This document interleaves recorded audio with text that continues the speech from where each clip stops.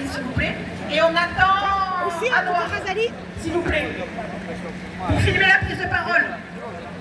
Anouar, le vidéaste, il est attendu. Voilà.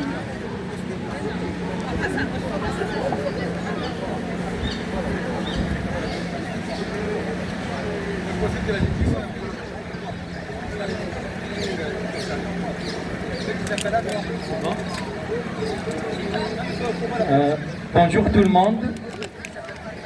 Aujourd'hui, je suis autorisé de parler de la caravane. On a déjà expliqué que précédemment, on ne pouvait pas le faire parce que les délégations, les négociations étaient en cours et on ne devait pas donc les perturber.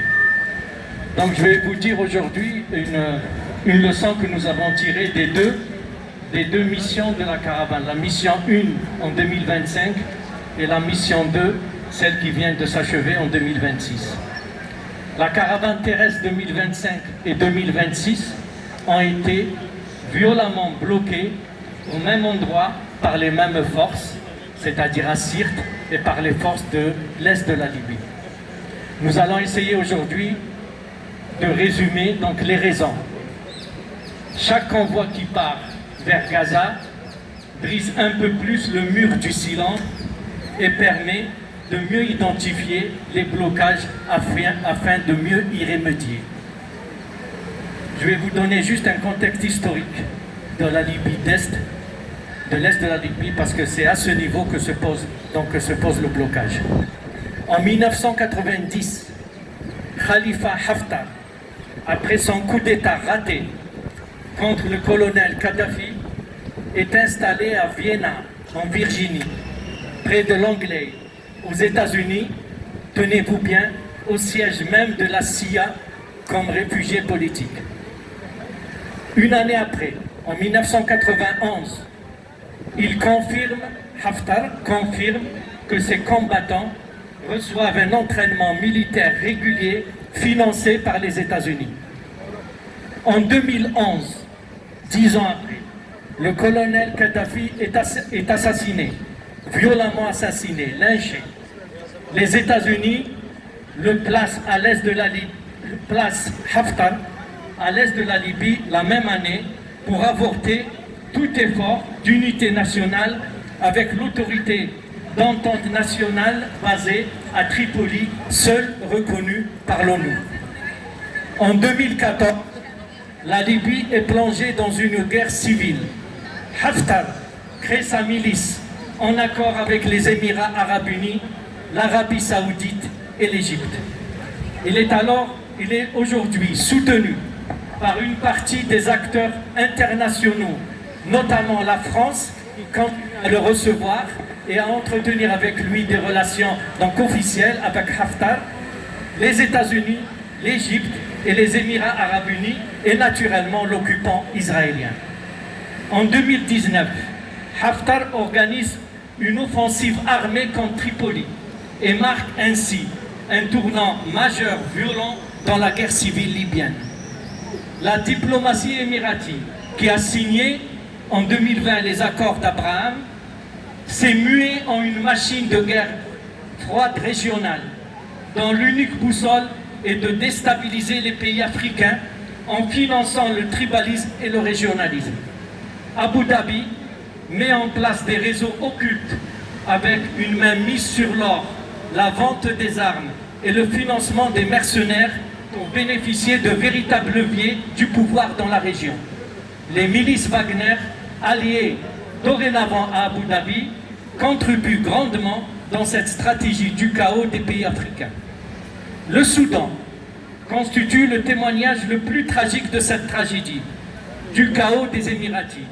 Alors que le pays s'enfonce dans une guerre civile atroce, les preuves se multiplient et s'accumulent concernant le soutien militaire massif apporté par Abu Dhabi via Haftar aux forces de soutien rapide des insurgés soudanais. En alimentant cette milice accusée de massacres ethniques au Darfour, les Émirats sacrifient la stabilité du peuple sur l'autel de la mainmise des Américains et des sionistes dans la région. D'autre part, des responsables émiratis se rendent régulièrement dans les pays africains et arabes pour inciter à la normalisation avec Israël, utilisant les moyens de pression classiques, notamment économiques, ou au cas échéant, en accentuant les divisions entre les différentes régions du pays. La Somalie, en 2025, a coupé ses relations avec les Émirats, qui a joué un rôle prépondérant dans la reconnaissance de la région Somaliland par l'occupant israélien.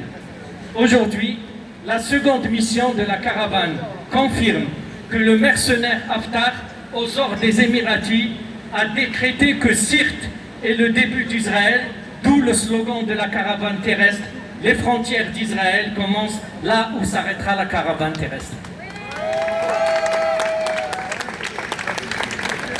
Nos 10 camarades, je vous explique ce qui s'est passé. Ils sont tombés dans un traquenard. Il y a eu 3 délégations qui sont allées négocier le passage à travers ce qu'ils appellent le poste frontalier 5+5 pour se rendre donc à l'est de la Libye.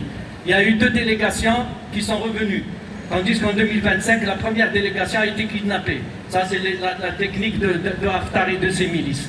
Cette fois-ci, les 2 délégations sont passées. La troisième, celle où on a donc tous nos camarades, elle est allée avec de bonnes intentions, de bonne volonté, à un rendez-vous avec le Croissant Rouge libyen pour négocier ce passage. Mais ils ont été surpris, ils sont tombés dans un piège. Ils ont vu qu'il y avait des camions qui les attendaient. Ils les ont embarqués dans les camions à destination d'une prison secrète, donc à Benghazi. Et là, ils y sont depuis le 24 mai. Depuis le 24 mai, le 4 juin, ils ont commencé une grève de la soif. Elle a été reconduite, donc leur détention, et on apprend avant-hier qu'elle est reconduite pour 1 mois. Donc voilà le travail de Haftar. Et on se demande pourquoi la France, elle continue de le recevoir à l'Élysée et elle continue à avoir des relations officielles avec ce mercenaire, avec ce voyou. Donc nous exigeons aujourd'hui, compte tenu des éléments que nous venons d'évoquer, parce que nous avons la ferme intention de réagir, de ne pas laisser nos camarades donc s'éterniser dans ces prisons secrètes où ils subissent le martyre. Nous exigeons la libération immédiate et inconditionnelle de nos 10 camarades, c'est-à-dire Alicia d'Espagne, Laura de Pologne, Jenel des États-Unis, Maria d'Argentine, Lucas d'Argentine, Mathias d'Uruguay, Anna Margarida de Portugal, Ashraf Khoja de Tunisie, Domenico d'Italie et Leonarda d'Italie. Actuellement, il y a 30 militants dans le monde qui sont en train de faire une grève de la faim en soutien à nos 10 camarades qui sont en grève de la soif depuis le 4 mai.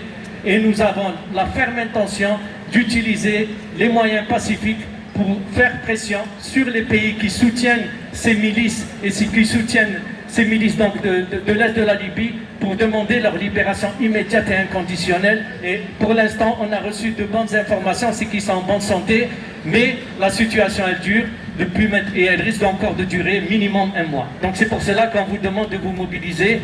Je pense que ce jeudi, on prévoit de faire un rassemblement ici à Marseille pour exiger et pour faire pression, exiger leur libération immédiate et inconditionnelle. Merci.